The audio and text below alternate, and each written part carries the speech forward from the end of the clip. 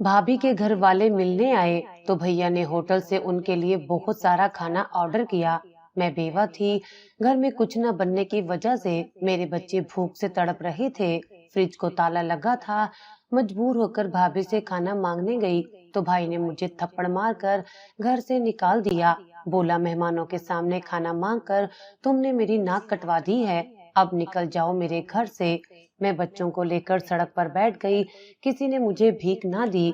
आखिरकार एक गाड़ी वाले ने कहा, आज की रात मेरे साथ गुजार लो, तुम्हें खुश कर दूंगा। मैं मजबूर होकर गाड़ी में बैठ गई, मगर जब उसके बंगले पर पहुंची तो उसके दोस्त को देखकर मेरा कलेजा मुंह को आ गया, क्योंकि वहां पर मेरे बच्चे भूख से रो रहे थे। उनकी भूख जैसे मेरी हड्डियों में उतर रही थी। 4 मेहमानों के लिए 10 आदमियों का खाना मंगवाया गया था, मगर मेरे बच्चों को खाना देने के लिए भाई और भाभी के पास कुछ नहीं था।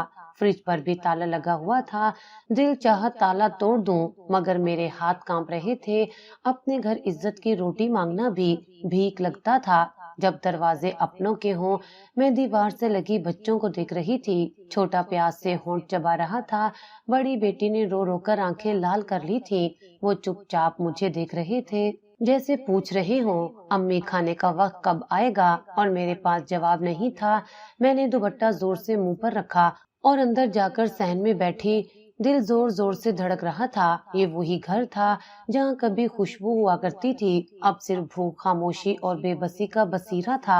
मैं लरजते कदमों से भाई के कमरे के दरवाजे पर गई। दरवाजे पर दस्तक दी। भाभी झुंझलाकर निकली। हाँ जी, क्या चाहिए? अब उसका लहजा वैसे ही तुर्श था जैसे हमेशा होता है। भाभी, बस थोड़ा सा खाना, बच्चे भूखे हैं, कुछ दे दे। मैंने बहुत नरमी से कहा। मेरी आवाज जैसे गर्द से अटी हुई थी। वो हंसी। ड्रामे बंद करो, हम कोई अहमक नहीं है। हमें पता है तुम क्या करना चाहती हो। तुम्हें तो बस हमदर्दी कमानी है। भाभी, खुदा के वास्ते कुछ दे दो। बच्चों ने सुबह से कुछ नहीं खाया। ये तुम्हारा मसला है, हर बार हम क्यों संभाले? तुम्हें तो आदत है रोने की, हर छोटी बात पर ड्रामा। अब हमें बेवकूफ बनाने की कोशिश मत करो। मैं सुन होती जा रही थी। इतने में पीछे से भाई आया।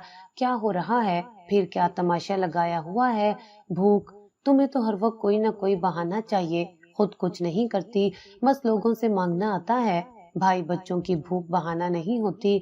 एक बार आके देखो ना क्या हाल है। फ्रिज पर ताला लगा दिया है भाभी ने।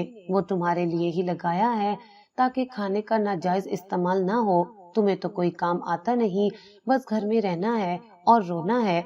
अब बस भी करो। मैं खामोशी से कमरे में लौट आई। मैं उस वक्त सिर्फ एक माँ थी जिसका गरूर टूटा, हौसला बिखरा। आंखें बंद की तो आंसू बहने लगे। मैं सहन से कमरे में गई, बच्चों को देखा, छोटे को गोद में उठाया। बड़ी बेटी मेरे हाथ को पकड़कर बोली, अम्मी, अब्बा कब आएंगे? ये सवाल हर रोज मेरे दिल को छलनी करता था, और आज जवाब देना और भी मुश्किल था। मैंने सिर्फ इतना कहा, वो जल्द आएंगे बेटा, बस दुआ करो। और दिल ही दिल में सिसक गई। रात हो चुकी थी। मैंने कमरे की लाइट बंद की। शायद अंधेरे में भूख का एहसास कम हो, लेकिन बच्चों की कराहत सुनाई देती रही। भूख छुपाई नहीं जा सकती, न छोड़ी जा सकती है। तभी सहन से चीखों की आवाज आई। भाभी ने सबके सामने शोर मचा दिया। ये औरत हम पर इल्जाम लगाती है, हम इसे खाना नहीं देते, हम इसे मारते हैं। बदतमीज, ये हमारी इज्जत खराब कर रही है। मोहल्ले वाले दीवारों के पार से झांकने लगे। भाई भी आ गया। होश में आओ, तुम्हें रहना है तो तमीज से रहो, वरना घर छोड़ दो। ये मेरे भी बाप का घर है, मैं कहाँ जाऊँ? मैं चीखी, पर आवाज कमजोर थी। फिर रहने का तरीका सीखो। भाभी का गुस्सा आसमान पर था। वो मेरे करीब आई, बच्चों को खींचा। मैं आगे बढ़ी तो मुझे धक्का दिया। बच्चा जमीन पर गिर गया। दिल चीख उठा, बस बहुत हो गया। मैंने झोली में बच्चों को समेटा, दरवाजा खोला। रात की सियाही ने जैसे गले लगा लिया। भाई ये सब तमाशा देखकर भी खामोश रहा। कदम सड़क पर रखे तो लगा जैसे जमीन भी साथ छोड़ चुकी है। میں وہی عورت تھی جو کبھی گہنے پہنتی تھی، جو شان سے گاڑی میں بیٹھتی تھی، آج ننگے پاؤں آنکھوں میں شرمندگی لیے اپنے ہی بھائی کے گھر سے نکالی جا رہی تھی۔ میں سڑک پر آ کر بیٹھ گئی، بچوں کو سینے سے لگایا، سڑک کی ٹھنڈک میرے پیروں میں اتر چکی تھی اور بچوں کا جسم بخار میں تپ رہا تھا۔ رات جا چکی تھی لیکن صبح ہونے کا کوئی احساس نہیں تھا۔ گزرنے والی گاڑیاں ہماری طرف یوں دیکھتی تھیں جیسے ہم کوئی گندگی ہوں، جیسے ہم اس دنیا کا بوجھ ہوں۔ لوگ قریب سے گزرے، کسی نے نظر اٹھا کر بھی نہ دیکھا۔ میں نے چادر سے بچوں کو ڈھانپنے کی کوشش کی لیکن وہ چادر بھیگی ہوئی تھی۔ شاید میرے آنسوؤں سے ایک بس والا رکا اور بھنا کر بولا، بی بی یہاں مت بیٹھو، پولیس پکڑ کر لے جائے گی۔ میں نے نظریں جھکا لی، کچھ نہیں کہا۔ بچے تھوڑی دیر کو سو گئے تھے، میں نے ان کے ماتھے پر ہاتھ رکھا، وہ پسینے میں شرابور تھے، بخار، بھوک اور تھکن نے ان کے جسم توڑ دیے تھے۔ میں کسی کو آواز نہیں دے سکتی تھی، میں صرف بیٹھ سکتی تھی، جیسے زمین نے پناہ دی ہو ویسے ہی زمین کے ساتھ چپک گئی تھی۔ نہ کوئی گھر، نہ کسی در کا سہارا۔ صبح کے قریب ایک ٹانگے والا آیا، بوڑھا تھا، قریب آ کر بولا، بیٹی تھوڑا پرانا کھانا ہے، لے لو، ضائع ہو جائے گا۔ میں نے شکریہ کہا اور اس کے دیے گئے 2 ڈبے بچوں کے سامنے رکھ دیے۔ چھوٹے نے روٹی پکڑی تو ہاتھ کانپ رہا تھا، مجھے لگا شاید وہ روٹی بھی ہاتھ سے چھوٹ جائے گی۔ میں نے بھی ایک نوالا لیا لیکن حلق سے نہ اتر سکا۔ وہ دن ہم نے اسی سڑک پر گزارا، بچے سوتے جاگتے رہے۔ دوپہر کو پولیس آئی، ایک سپاہی نے سخت لہجے میں پوچھا، یہاں کیا کر رہی ہو، یہ جگہ نہیں ہے بیٹھنے کی۔ میں نے کہا کچھ دیر میں چلی جاؤں گی، بچے بیمار ہیں۔ اس نے مجھے گھورا اور بولا، چلو بس کرو، اب یہاں سے ہٹو۔ میں نے بچوں کو اٹھایا اور ساتھ والی دیوار کے سائے میں بیٹھ گئی۔ وہاں کچھ مزدور کام کر رہے تھے، ایک نے پانی کی بوتل تھما دی۔ میں نے جلدی سے بوتل کھولی اور بچوں کو پانی پلایا۔ تبھی ایک کتے نے ہمارے پاس آ کر کچھ بچہ کچا سونگھنے کی کوشش کی، میں نے ہاتھ سے اسے دور کیا۔ میری بیٹی ڈر کر میرے ساتھ چمٹ گئی، امی یہ ہمیں کاٹ لے گا۔ میں نے اسے تسلی دی، نہیں بیٹا، یہ بھی بھوکا ہے جیسے ہم۔ اس لمحے میرے سامنے ایک بڑی گاڑی رکی، سیاہ رنگ کی نئی نکور۔ اس گاڑی کا وہاں رکنا عجیب لگا۔ دروازہ کھلا اور ایک عورت باہر نکلی، لمبا کوٹ پہنے، سنجیدہ مگر نرم چہرہ۔ وہ میرے قریب آئی، جھکی اور بغیر کچھ کہے میرے بچوں کی طرف دیکھا۔ وہ 2 لمحے خاموش رہی، پھر نرمی سے بولی، کیا تم ہی ہو وہ جسے میں ڈھونڈ رہی ہوں؟ میں چونکی، اسے دیکھا، چہرہ اجنبی، پھر بھی اس کی آنکھوں میں ایک عجیب سی شناسائی تھی، جیسے وہ مجھے برسوں سے جانتی ہو۔ میں نے کوئی جواب نہیں دیا، صرف اسے دیکھا۔ اس نے میرا ہاتھ تھاما، ٹھنڈے ہاتھوں میں ایک عجب حرارت تھی۔ میں تمہیں یہاں نہیں چھوڑ سکتی، اس نے آہستہ سے کہا۔ میں نے بچوں کو دیکھا، ان کی حالت بہت خراب تھی۔ آپ کون ہیں؟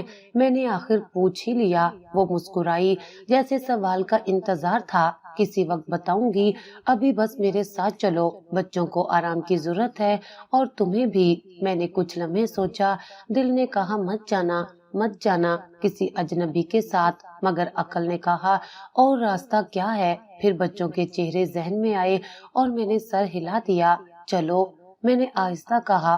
وہ عورت آگے بڑھی، اپنی گاڑی کا دروازہ کھولا۔ میں نے بچوں کو باری باری اٹھا کر اندر بٹھایا۔ گاڑی کی خوشبو ہی الگ تھی، جیسے کسی اور دنیا میں آ گئی ہوں۔ سیٹ پر بیٹھتے ہی بچوں نے آنکھیں بند کر لی، جیسے سکون کی پہلی سانس ہو۔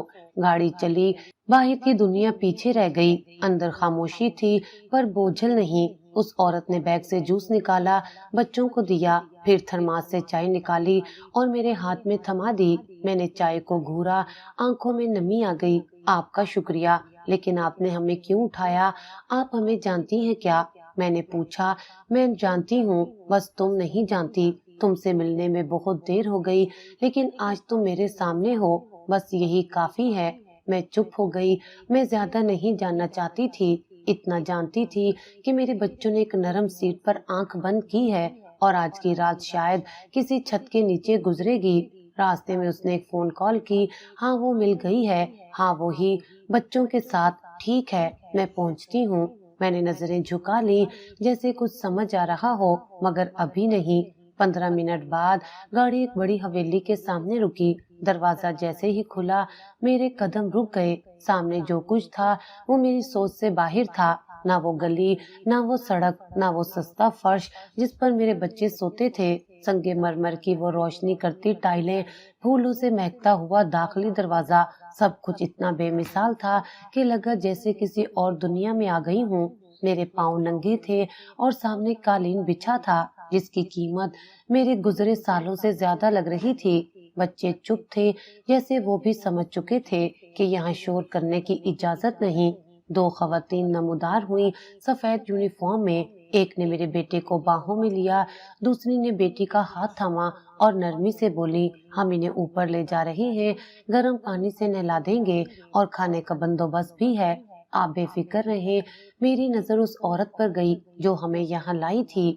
اس نے ہلکے سے سر ہلایا، میرے دل نے اجازت دے دی اور میں نے بچوں کو جانے دیا۔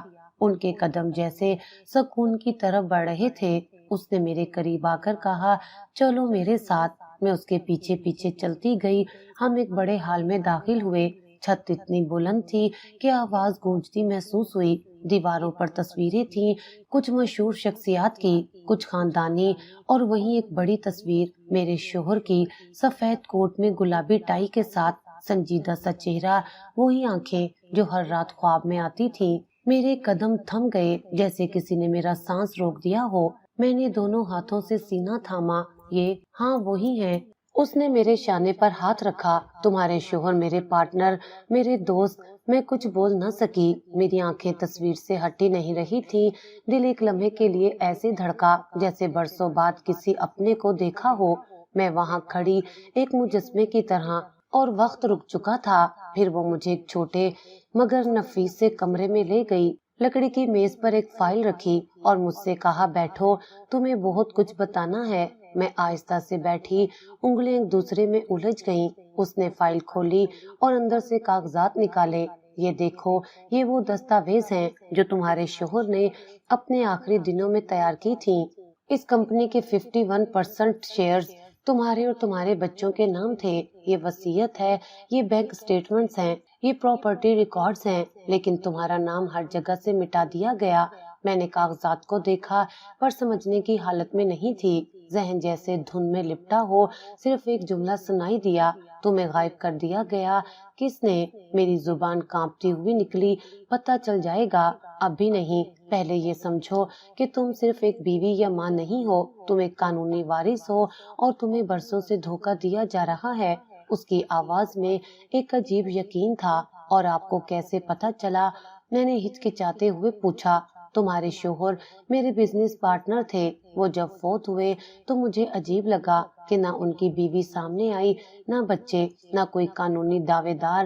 میں نے تحقیقات کروائیں پر تمہارے بارے میں کچھ نہیں ملا، بس یہی سنا کہ بیوی بچوں سمیت کہیں غائب ہو گئی ہے۔ غائب؟ میں نے سر اٹھایا۔ ہاں غائب۔ کچھ لوگوں نے تو یہاں تک کہا کہ شاید تم کسی مرد کے ساتھ بھاگ گئی ہو۔ میں نے آنکھیں بند کر لی، میری سانس رکنے لگی۔ میں نے یقین نہیں کیا۔ میں جانتی تھی وہ تم سے محبت کرتا تھا، تم ایسا کچھ نہیں کر سکتی۔ تو آپ نے کیا کیا؟ میں نے تمہیں تلاش کرنا شروع کیا، تمہارے شوہر کا پرانا گھر تلاش کیا، لیکن پتہ چلا وہ لوگ وہاں سے جا چکے ہیں۔ نیا ایڈریس کسی کو معلوم نہیں تھا۔ میں نے سوشل میڈیا، قانونی ذرائع، حتیٰ کہ پراپرٹی ایجنٹس تک سے معلومات لیں، پر تمہارا سراغ نہ ملا۔ اور اب میری آواز جیسے کہیں اندر سے آ رہی تھی، اب تم میرے سامنے ہو اور یہ سب کچھ تمہارا ہے، لیکن تمہیں اب اپنے حق کے لیے کھڑا ہونا ہوگا۔ میں خاموش رہی۔ کمرے میں سناٹا چھا گیا۔ کمرے کی دیوار پر ایک اور پرانی تصویر تھی، میرے شوہر کی، اس عورت کے ساتھ کسی سیمینار یا ایوارڈ شو کی تصویر۔ دونوں خوش تھے۔ میرے دل میں سوال اٹھا مگر میں نے دبایا۔ میں جانتی ہوں تمہیں وقت لگے گا سب سمجھنے میں، وہ بولی، مگر تم تنہا نہیں ہو۔ میری دنیا ختم ہو گئی تھی۔ میں نے آہستہ سے کہا، مجھے لگا تھا میں بس زندہ لاش ہوں، پر آپ نے مجھے یاد دلایا کہ میں کوئی ہوں، کسی کی تھی، کسی کی ہوں۔ اس نے نرمی سے کہا، نہیں، تم صرف کسی کی نہیں ہو، تم خود ایک مکمل وجود ہو، اور اب وقت ہے اپنے لیے جینے کا، بچوں کے لیے جینے کا۔ میں اس رات بامشکل سو سکی۔ بچوں کی نیند گہری تھی، وہ سکون میں تھے، اور میں جاگتی رہی، چھت کو تکتے ہوئے ذہن میں وہ فائل گھوم رہی تھی، وہ تصویریں، وہ عورت کی آواز، اور سب سے بڑھ کر وہ سچ جو برسوں مجھ سے چھپا رہا۔ میں چاہتی تو رات کو ہی اس عورت سے سب کچھ پوچھ لیتی، مگر میں نے خود کو روکا۔ مجھے معلوم تھا صبح میرے سامنے جو آنے والا ہے وہ میری زندگی بدل دے گا، اور مجھے پوری طرح ہوش میں رہنا ہوگا۔ اگلے دن ناشتہ خاموشی سے گزرا۔ بچوں نے پہلی بار شکایت کے بغیر کھانا کھایا۔ وہ میز میرے لیے نئی تھی، وہ برتن، وہ نوکر، سب کچھ جیسے خواب ہو، مگر میں ہر چیز کو حقیقت ماننے پر مجبور تھی، کیونکہ میری ہڈیوں میں اب جھوٹ سننے کی سکت نہیں رہی تھی۔ صبح 10 بجے وہ عورت پھر میرے کمرے میں آئی۔ اس بار اس کے ہاتھ میں ایک مختلف فائل تھی۔ وہ بولی، تم تیار ہو؟ میں نے گردن ہلائی۔ ہاں، سچ سننے کے لیے اب مجھے کسی تیاری کی ضرورت نہیں رہی۔ ہم دوبارہ اسی آفس روم میں بیٹھے۔ اس نے فائل کھولی اور مجھے ایک کاغذ دکھایا۔ یہ وہ انشورنس پالیسی ہے جو تمہارے شوہر نے اپنے نام سے لی تھی۔ تم نامزد تھی، تمہارے بچوں کا نام درج ہے۔ میں نے کاغذ دیکھا، واقعی ہر لائن پر میرا نام لکھا تھا، میرے بچوں کے شناختی نمبر درج تھے۔ میں نے بے یقینی سے اسے دیکھا۔ اس نے دوسرا کاغذ نکالا۔ یہ وہ کلیم فارم ہے جو بعد میں جمع کرایا گیا۔ دیکھو یہاں دستخط کس کے ہیں؟ میں نے جھک کر دیکھا اور جیسے میری دنیا رک گئی۔ وہ میرے بھائی کے دستخط تھے اور میرے نام کی جگہ ایک جعلی دستخط۔ میں نے فائل بند کر دی۔ انہوں نے کیسے؟ میری زبان لڑکھڑا گئی۔ وہ تمہارے شوہر کی موت کے فوراً بعد ان کے مالیاتی معاملات پر قابض ہو گئے۔ تمہارا پرانا گھر فوراً بیچ دیا کسی پرانے آشنا کے ذریعے۔ پولیس رپورٹ میں درج کروایا کہ تم لاپتہ ہو۔ نہ پوسٹ مارٹم کی تفصیل لی گئی، نہ موت پر کوئی تحقیقات کی گئی۔ سب کچھ جلدی جلدی دفنا دیا گیا، جیسے تمہارے شوہر کے ساتھ تمہارا وجود بھی ختم ہو گیا ہو۔ کیا یہ سب پولیس نے منظور کر لیا؟ جی، کیونکہ انہوں نے اپنے اثر و رسوخ اور کچھ رقم سے سب کو خاموش کروا دیا۔ میں نے انشورنس کمپنی سے رابطہ کیا تو پتا چلا کہ رقم نکالی جا چکی ہے۔ جب میں نے سوال اٹھایا تو مجھے گمراہ کیا گیا۔ میں نے آہستہ سے پوچھا، کتنی رقم تھی؟ تقریباً 4 کروڑ روپے۔ اس نے جواب دیا جیسے وہ کوئی معمولی بات ہو۔ میرے پیروں تلے سے زمین نکل گئی۔ 4 کروڑ روپے! میں اپنے بچوں کو 2 وقت کی روٹی کے لیے ترستی رہی اور وہ اتنی دولت پر مزے کرتے رہے۔ اس نے پھر فائل میں سے ایک بینک اسٹیٹمنٹ نکالی۔ یہ وہ اکاؤنٹ ہے جس میں تمہارے شوہر کی سیٹلمنٹ کی رقم آئی تھی۔ کچھ ہی دنوں میں ساری رقم نکالی گئی۔ یہ اکاؤنٹ میرے نام پر تھا۔ میں نے حیرت سے پوچھا، ہاں، لیکن پتہ بدلا ہوا تھا۔ تمہارے دستخط جعلی لگائے گئے اور اب اس اکاؤنٹ کا کوئی ریکارڈ تمہارے شناختی نمبر سے منسلک نہیں۔ میں نے بہت محنت سے یہ نکلوایا ہے۔ میں نے کرسی کی پشت سے ٹیک لگا لی۔ کمرہ مجھے گھومتا محسوس ہو رہا تھا۔ ہر فائل، ہر کاغذ جیسے میرے جسم پر چھریاں چلا رہے تھے۔ میں نے سوال کیا، اور میرے شوہر کی کمپنی ابھی بھی چل رہی ہے؟ ان کے شیئرز تمہارے اور بچوں کے نام پر موجود ہیں، بس قانونی طور پر کلیم کرنا باقی ہے۔ میں تمہارے شوہر کی بزنس پارٹنر ہونے کے ناطے یہ سب کچھ روک کر نہیں رکھ سکتی، لیکن میں نے کوشش نہیں چھوڑی۔ اور وہ کیا کہتے تھے میرے بارے میں؟ کوئی کہتا تھا تم کسی کے ساتھ بھاگ گئی ہو، کوئی کہتا تھا تمہارے شوہر نے خود تمہیں نکال دیا۔ ایک بار تو ایک وکیل نے کہا، اس جیسی عورتیں مال کے لیے کچھ بھی کر سکتی ہیں۔ میرے ہاتھوں کی مٹھیاں بند ہو گئیں۔ میں نے پہلی بار اپنے لیے غصہ محسوس کیا، مگر یہ غصہ آنکھوں سے نہیں نکلا، دل میں جمع ہوا۔ میں نے کہا، اب میں خاموش نہیں بیٹھوں گی۔ اس نے مسکرا کر کہا، میں جانتی تھی تم یہی کہو گی، اس لیے میں سب کچھ تیار رکھے بیٹھی ہوں۔ کل سے ہم قانونی کارروائی شروع کریں گے، لیکن اس سے پہلے ایک بات، کیا تمہیں اپنی شناخت واپس لینا ہوگی؟ شناختی کارڈ، بچوں کے کاغذات، سب کچھ ری اپلائی کرنا ہوگا۔ تمہیں قانوناً واپس دنیا کے سامنے آنا ہوگا۔ میں تیار ہوں، جو کچھ بھی کرنا پڑے میں کروں گی۔ اب میرے بچوں کے مستقبل کا سوال ہے اور میں ان کا حق لڑ کر لوں گی۔ اس نے میرا ہاتھ تھاما۔ ہم جنگ لڑیں گے اور جیتیں گے بھی۔ اس لمحے مجھے لگا یہ عورت صرف کوئی پارٹنر یا محسن نہیں، یہ میری جنگ کی ساتھی ہے۔ میں نے آنکھوں میں نمی کو محسوس کیا، مگر پہلی بار وہ نمی کمزوری کی نہیں، طاقت کی علامت تھی۔ میں نے اپنا نام، اپنی پہچان اور اپنی آواز واپس لینے کی قسم کھا لی تھی۔ اب صرف میری آنکھوں میں نہیں، میرے ہر قدم میں جنگ تھی۔ سب سے پہلے ہم نے بچوں کو محفوظ رکھا۔ وہ مینشن کے ایک الگ حصے میں منتقل کر دیے گئے جہاں ان کی نگرانی میں ایک نرس، ایک ماہر نفسیات اور ایک خاتون ٹیچر مقرر کی گئی۔ بچوں کی صحت پر کام شروع ہو چکا تھا، کمزوری دور کرنے کے لیے خوراک، ذہنی زخم بھرنے کے لیے سکون اور ان کے تعلیمی نقصان کی تلافی کرنے کے لیے فوری اسکول داخلہ کروایا گیا۔ میں نے خود کو بدلنا شروع کیا۔ پہلا کام قانونی دستاویز کو ریسٹور کروانا تھا۔ نادرا آفس گئے، دوبارہ شناختی کارڈ بنوایا، بچوں کے بے فام نکلوائے اور اپنے شوہر کی موت کا اصل سرٹیفکیٹ حاصل کیا۔ یہ سب مرحلے آسان نہ تھے، لیکن اس عورت کی ٹیم ہر جگہ میرے ساتھ تھی۔ ہر سائن، ہر انگلیوں کا نشان، ہر تصدیق مجھے دوبارہ زندگی کی طرف لے جا رہی تھی۔ پھر ہم نے ثبوت اکٹھے کرنے شروع کیے۔ اصل مرحلہ وہ تھا جہاں حقیقت کو ثابت کرنا تھا۔ کمپنی کے سابق اکاؤنٹنٹ، انشورنس کمپنی کے ایک ریٹائرڈ آفیسر اور پرانے محلے کے چند افراد نے ہمارے لیے کچھ راہیں کھولیں۔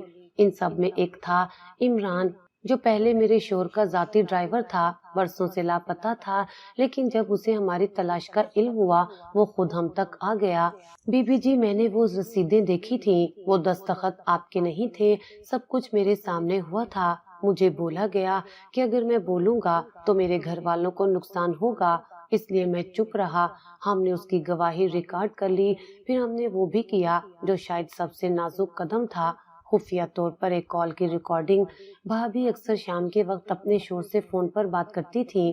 ہماری ٹیم میں موجود ایک ماہر نے مینشن میں موجود سابقہ ملازم سے رابطہ کر کے ان کا پرانا فون نمبر حاصل کیا۔ اسی نمبر پر ہم نے بھابھی کا رابطہ قائم کروایا اور ایک مخصوص سافٹ ویئر سے کال ریکارڈنگ کی گئی۔ سنو، تم نے فریج پر تالا کیوں لگایا تھا؟ بھائی کی آواز آئی۔ تمہیں تو پتا ہے اگر میں تالا نہ لگاتی تو وہ عورت کبھی گھر نہ چھوڑتی۔ مجھے پتا تھا وہ بھوکی ماں کبھی بچوں کے لیے جھکے گی۔ ہمیں اسے باہر نکالنا تھا اور نکال دیا۔ اب وہ گئی اور اب ہم سکون سے رہ سکتے ہیں۔ وہ واپس نہیں آئے گی۔ اب ہم اس کے پیسے پر مزے کریں گے۔ میرے ہاتھ کانپنے لگے۔ میں نے اپنے موبائل کی اسکرین بند کر دی، مگر آوازیں دماغ میں گونجتی رہیں۔ وہ ریکارڈنگ مکمل ہونے کے بعد ہمارے لیگل مشیر کو دے دی گئی۔ یہ وہ ثبوت تھا جس کا انکار کوئی نہیں کر سکتا تھا۔ یہ ان کی زبان سے نکلا ہوا سچ تھا۔ اگلے دن میں نے بھائی کو فون کیا۔ برسوں کی چپ کے بعد پہلی بار میں نے اس نمبر پر کال کی۔ اس نے میری آواز سنتے ہی پہچان لیا۔ تم کہاں سے بول رہی ہو؟ میں وہیں سے بول رہی ہوں جہاں سے تم نے مجھے مٹانے کی کوشش کی تھی، پر میں بچ گئی اور اب میں سب جان گئی ہوں۔ انشورنس کی رقم، جعلی دستخط، فریج پر تالا۔ کیا بکواس کر رہی ہو؟ کس کے کہنے پر بکواس کر رہی ہو؟ ثبوت میرے ہاتھ میں ہے اور میں نے قانونی کارروائی کا آغاز کر دیا ہے۔ اب فیصلہ عدالت کرے گی۔ وہ کچھ لمحے خاموش رہا، پھر بولا، تمہیں پتہ نہیں تم کس سے ٹکر لے رہی ہو۔ اب تمہیں پتہ چلے گا کہ تم کس سے ٹکر لے بیٹھی ہو۔ ایک ماں جب انصاف کے لیے کھڑی ہوتی ہے تو صرف تم ہی نہیں، تمہاری سازشیں بھی زمین بوس ہو جاتی ہیں۔ میں نے کال بند کر دی۔ اگلی صبح مینشن کی سیکیورٹی نے ہنگامی اطلاع دی کہ کوئی گاڑی مرکزی دروازے پر زبردستی گھسنے کی کوشش کر رہی ہے۔ ہم فوراً نیچے پہنچے اور مینشن کے سیکیورٹی کیمروں کی فوٹیج دیکھی۔ وہ میرا بھائی تھا، اس کے ساتھ ایک اور شخص گاڑی سے نکلا اور وہ اندر گھسنے کی کوشش کر رہے تھے۔ ہم نے فوراً پولیس کو اطلاع دی۔ سیکیورٹی ٹیم نے دروازہ بند رکھا اور پولیس کے آنے تک انہیں باہر روکے رکھا۔ کچھ ہی دیر میں پولیس پہنچی اور انہیں گرفتار کر لیا گیا۔ ان کے قبضے سے بچوں کے کپڑے، ایک کھلونا اور اسکول بیگ بھی برآمد ہوا۔ یہ اغوا کی کوشش تھی۔ میں کانپ گئی لیکن اندر سے مضبوط رہی۔ وہ عورت جو برسوں پہلے ہر جھٹکے پر رو پڑتی تھی، اب ہر زخم کو ہتھیار بنا رہی تھی۔ یہ واقعی ہمارا آخری غیر قانونی سامنا تھا۔ اس کے بعد ہم نے تمام ثبوت عدالت میں جمع کروا دیے، ریکارڈنگ، گواہی، مالی ریکارڈ، انشورنس کے جعلی کاغذات اور بچوں کی تحویل سے متعلق سب شواہد۔ کیس کی ابتدائی سماعت میں ہی جج نے نوٹس لیتے ہوئے کہا، یہ صرف ایک جائیداد کا کیس نہیں، یہ ایک عورت، ایک ماں اور ایک بیوی کی شناخت کا مقدمہ ہے۔ اب عدالت کا دروازہ کھل چکا تھا اور ہمیں یقین تھا کہ انصاف ہماری دہلیز تک ضرور آئے گا۔ ہم نے جنگ کا اعلان کر دیا تھا، اب ہارنے کا سوال ہی نہیں تھا۔ ہم جس عدالت گئے، آسمان صاف تھا مگر میرے دل میں طوفان تھا۔ میں نے وہ سادہ سا سفید لباس پہنا جو صاف تو تھا مگر نئی امید کی طرح اجلا۔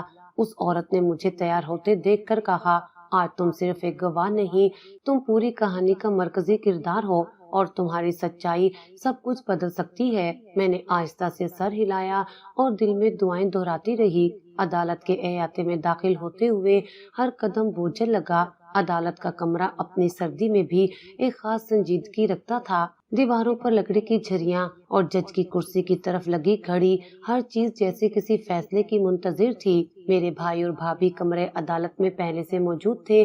ان کے چہرے پر وہ گھمنڈ نہیں تھا جو کبھی ان کے اندر سے جھلکتا تھا۔ بھائی کا رنگ زرد تھا اور بھابھی اپنی چادر بار بار ٹھیک کر رہی تھی، جیسے کچھ چھپانے کی کوشش ہو۔ جج صاحب اندر آئے، سب کھڑے ہوئے۔ پہلی سماعت کا آغاز ہوا۔ ہمارے وکیل نے تمام دستاویز مرتب کر کے عدالت کے سامنے رکھے۔ ان کی بات مکمل ہونے سے پہلے ہی جج نے پوچھا، آپ کہہ رہے ہیں کہ مرحوم نے اپنی مکمل جائیداد بیوی اور بچوں کے نام کی تھی، لیکن یہ قانونی طور پر ثابت نہیں۔ ہمارے وکیل نے آہستہ سے فائل کی طرف اشارہ کیا۔ یہ وصیت جو مرحوم کے دستخط کے ساتھ نوٹرائڈ ہے، اس بات کا واضح ثبوت ہے، لیکن مدعا علیہ نے ان کاغذات کو دبا کر ایک جعلی کلیم جمع کروایا اور پوری انشورنس رقم حاصل کر لی۔ اس موقع پر وہ عورت کھڑی ہوئی۔ اس نے خود کو کمپنی کی سابق پارٹنر کے طور پر متعارف کروایا۔ اس نے بتایا کہ کس طرح اس نے مرحوم کے ساتھ مل کر برسوں کاروبار کیا اور کس طرح شوہر نے اپنی بیوی اور بچوں کو اپنا وارث نامزد کیا، لیکن جب میں نے ان سے رابطہ کرنا چاہا تو بتایا گیا کہ وہ لاپتہ ہیں۔ سوسائٹی میں ان کے کردار کشی کی گئی۔ میں نے خود انہیں ڈھونڈنے میں سال لگا دیے۔ جج نے اس بات میں سر ہلایا اور فائل کا جائزہ لینے لگا۔ مدعی عالیہ یعنی میرے بھائی کا وکیل کھڑا ہوا۔ اس نے رسمی دفاع پیش کیا۔ یہ سب ثبوت نیا سامنے لایا گیا ہے، پہلے کبھی عدالت کے ریکارڈ میں شامل نہیں ہوا۔ جج نے اسے غور سے دیکھا۔ اگر متاثرہ فریق غائب تھا جیسا کہ آپ خود کہتے ہیں تو یہ سوال ہی نہیں اٹھتا کہ وہ پہلے کیوں نہ آئیں۔ سوال یہ ہے کہ انہیں غائب کیوں کیا گیا۔ اس کے بعد بینک سے بلایا گیا۔ ایک گواہ عدالت کے روبرو آیا۔ اس نے ایک بڑی اسکرین پر وہ بینک سٹیٹمنٹ دکھائی جس میں شوہر کی موت کے چند دن بعد ہی پوری رقم نکال لی گئی تھی۔ یہ کلیم اور یہ دستخط، ان کا شناختی کارڈ سب جعلی ہیں۔ ہم نے بعد میں پتہ چلنے پر رپورٹ فائل کی، لیکن متعلقہ بندے کا کوئی سراغ نہ ملا۔ میں بس خاموش بیٹھی سنتی رہی۔ میرا بھائی اس دوران بار بار اپنی پیشانی پر ہاتھ پھیرتا رہا اور بھابھی جیسے کرسی میں سمٹتی جا رہی تھی۔ پھر عدالت نے اگلا ثبوت طلب کیا۔ انشورنس کمپنی کا نمائندہ، اس نے بتایا، ہمارے پاس ایک مرد آیا۔ اس نے کہا کہ مرحوم کی بیوی کہیں غائب ہو چکی ہے اور کہا کہ کلیم اسے دیا جائے کیونکہ قانونی وارث کوئی نہیں بچا۔ کیا اس شخص کی شناخت ہوئی تھی؟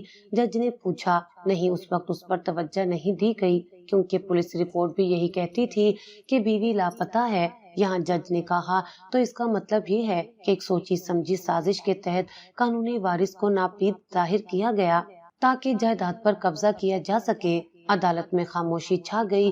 بھائی نے اپنی کرسی پر ہاتھ مارا جیسے وہ اب بھی یقین نہیں کر پا رہا تھا کہ یہ سب حقیقت میں ہو رہا ہے۔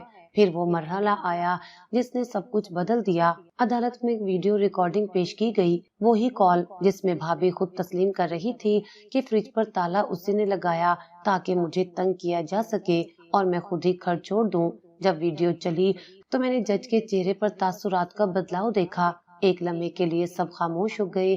یہ بھابھی کی آواز ہے۔ جج نے سوال کیا، جی، عدالت چاہے تو فرانزک تجزیہ کروایا جا سکتا ہے۔ وکیل نے فوری جواب دیا۔ یہ سب سننے کے بعد جج نے کہا، یہ معاملہ صرف وراثت کا نہیں، یہ نیت سازش اور انسانیت کی خلاف ورزی کا بھی ہے۔ اور پھر آخری دھچکا، ہمارے وکیل نے شوہر کی موت کے متعلق پوسٹ مارٹم رپورٹ پیش کی جو اس عورت نے حال ہی میں دوبارہ حاصل کروائی تھی۔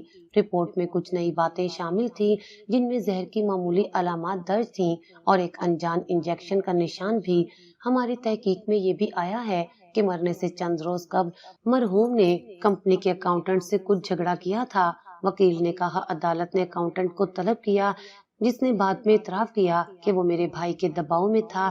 مجھے کہا گیا تھا کہ میں کمپنی کے مالی حسابات میں تبدیلی کروں اور مرحوم کی دستخط کے نمونے کسی خاص فرد تک پہنچاؤں۔ مجھے لگا کہ یہ صرف ایک اندرونی معاہدہ ہے، لیکن بعد میں پتہ چلا کہ یہ سب کچھ اور تھا۔ اس گواہی نے ہر چیز بدل دی۔ عدالت کے کمرے میں خاموشی تھی۔ وہی خاموشی جو ہر سچ سے پہلے چھا جاتی ہے۔ کمرے کی ہر دیوار، ہر کرسی، ہر آنکھ ایک نئے انکشاف کی منتظر تھی۔ ہم گزشتہ کئی دنوں سے گواہیوں اور ثبوتوں کے ساتھ ایک مضبوط مقدمہ بنا چکے تھے۔ جج کے چہرے پر الجھن کم اور یقین زیادہ تھا، اور ہم آخری دلائل کی طرف بڑھ رہے تھے۔ پھر اس دن وہ عورت جس نے میرے لیے سب کچھ کیا، ایک بار پھر عدالت میں داخل ہوئی، لیکن اس بار وہ اکیلی نہیں تھی۔ اس کے ساتھ ایک مرد تھا، سفید کپڑوں میں، قدم آہستہ، ہاتھ کسی نرس کی انگلی تھامے ہوئے۔ اس کی چال میں کمزوری تھی، جیسے وہ بہت طویل بیماری سے گزرا ہو۔ اس کے چہرے پر زندگی کی جھلک تھی، مگر آنکھوں میں ابھی مکمل روشنی نہیں آئی تھی۔ جیسے ہی وہ دروازے کے قریب پہنچا، میری سانس جیسے رک گئی۔ میری نگاہیں کچھ لمحے ساکت رہیں، پھر دل نے زور سے دھڑکنا شروع کر دیا۔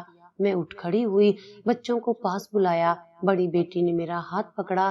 امی، وہ کون ہے؟ میں نے کچھ نہیں کہا، صرف آنکھوں سے انہیں اس طرف اشارہ کیا۔ وہ مرد آہستہ آہستہ عدالت کی نشستوں کے درمیان سے چلتا ہوا میرے قریب آیا۔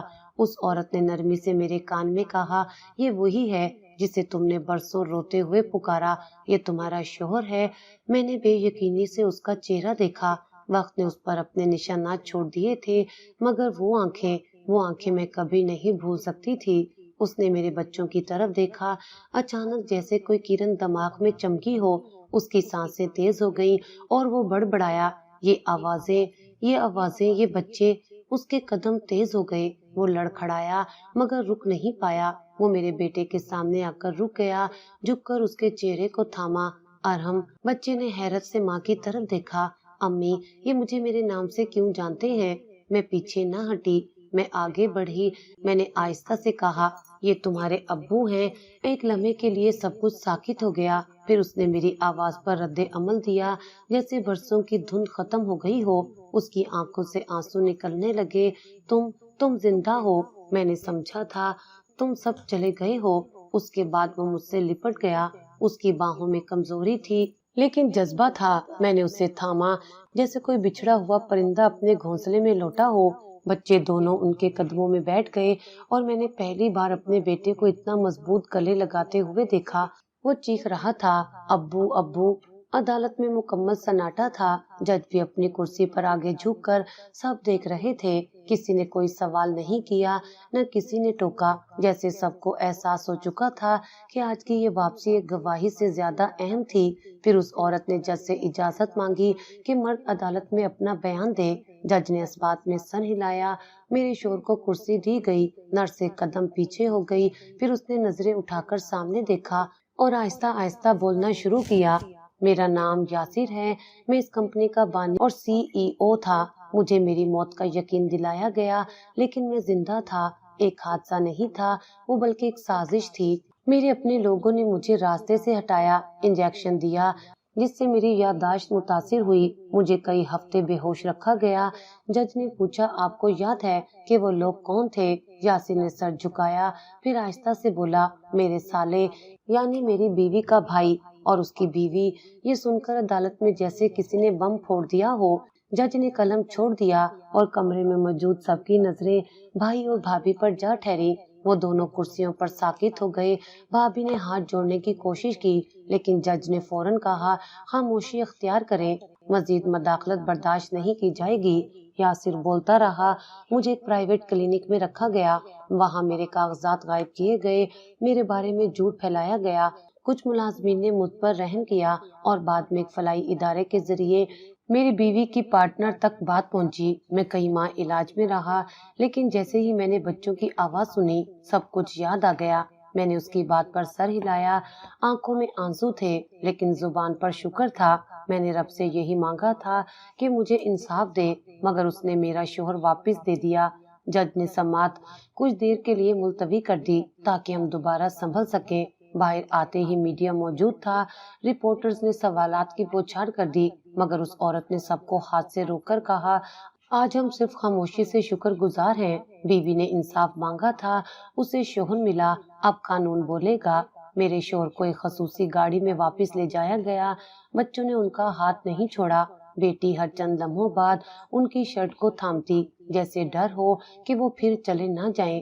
بیٹا ان کے ساتھ قدم ملا کر چل رہا تھا، جیسے برسوں کی محرومی کی تلافی ان 2 گھنٹوں میں ہو جائے گی۔ میں ان کے ساتھ مینشن واپس آئی، وہی مینشن جو کل تک صرف کاغذات میں ہمارا تھا، آج حقیقت میں ہمارا لگ رہا تھا۔ شوہر کو ایک علیحدہ کمرے میں آرام دیا گیا۔ میں رات بھر ان کے پاس بیٹھی رہی، ان کا ہاتھ تھامے۔ تم نے یہ سب کیسے برداشت کیا؟ اس نے مجھ سے پوچھا۔ میں نے کہا کیونکہ مجھے یقین تھا کہ تمہیں ایک دن سب یاد آ جائے گا۔ مجھے بس اپنے بچوں کا بھروسہ تھا اور خدا کا۔ وہ خاموش رہا، پھر بولا اب میں سب کچھ ٹھیک کر دوں گا۔ میں نے جواب دیا اب ہمیں کچھ ٹھیک نہیں کرنا، ہمیں بس جینا ہے اپنے بچوں کے ساتھ، اپنے سچ کے ساتھ۔ اس دن مجھے لگا میری پوری زندگی جیسے واپس آ گئی ہو۔ کمرے عدالت میں جو ہوا وہ قانون کا کمال تھا، مگر جو رب نے میرے لیے لکھا تھا وہ کسی عدالت کی دسترست میں نہیں تھا۔ رشتے اگرچہ ٹوٹ چکے تھے، اعتماد مر چکا تھا، مگر سچ زندہ تھا، اور سب سے بڑھ کر میرا شوہر زندہ تھا۔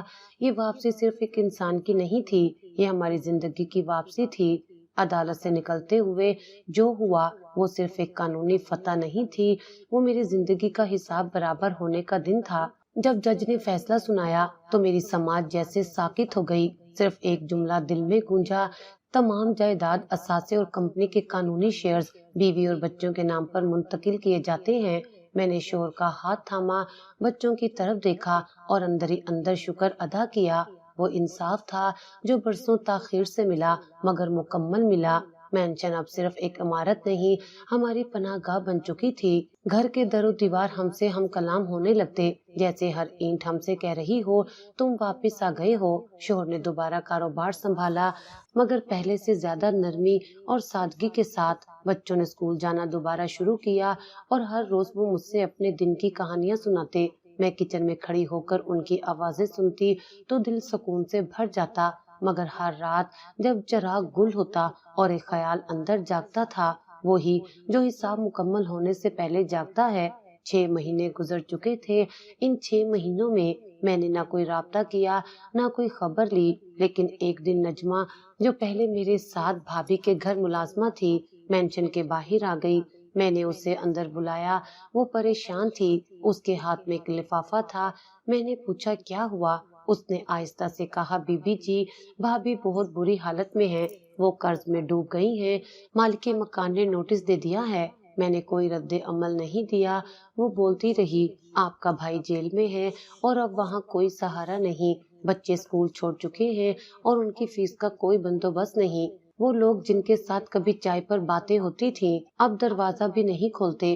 3 دن بعد میں اس دروازے پر پہنچی جہاں سے مجھے دھکے دے کر نکالا گیا تھا، وہی دروازہ جو کبھی میرے لیے تذلیل کا نشان تھا، آج میرے فیصلے کی گواہی بننے والا تھا۔ میں نے دروازے کی بیل دی، کچھ لمحے بعد دروازہ کھلا اور سامنے بھابھی کھڑی تھیں۔ ان کے چہرے پر نہ غرور تھا نہ رنگ، بس تھکن اور شکست تھی۔ مجھے دیکھتے ہی وہ چند قدم پیچھے ہو گئیں، ان کی آنکھوں میں حیرت تھی اور شاید کچھ شرمندگی بھی۔ میں نے ان سے نظریں نہیں چرائیں، وہ خاموش رہیں۔ میں نے کہا پہچانا؟ وہ ہولے سے بولی تم یہاں کیوں آئی ہو؟ اب تو سب کچھ تمہیں مل چکا ہے۔ میں نے صاف لہجے میں کہا بدلہ لینے نہیں آئی، حساب پورا کرنے آئی ہوں۔ کون سا حساب؟ انہوں نے لرزتی آواز میں پوچھا۔ تم نے میرے بچوں کو یتیم بنانے کی کوشش کی، انہیں بھوکا سلایا، ان کا حق چھینا۔ میں چاہتی تو تمہارے بچوں کے ساتھ وہی کرتی، مگر میں تمہاری طرح سنگ دل نہیں ہوں۔ بھابھی کی آنکھوں سے آنسو بہنے لگے۔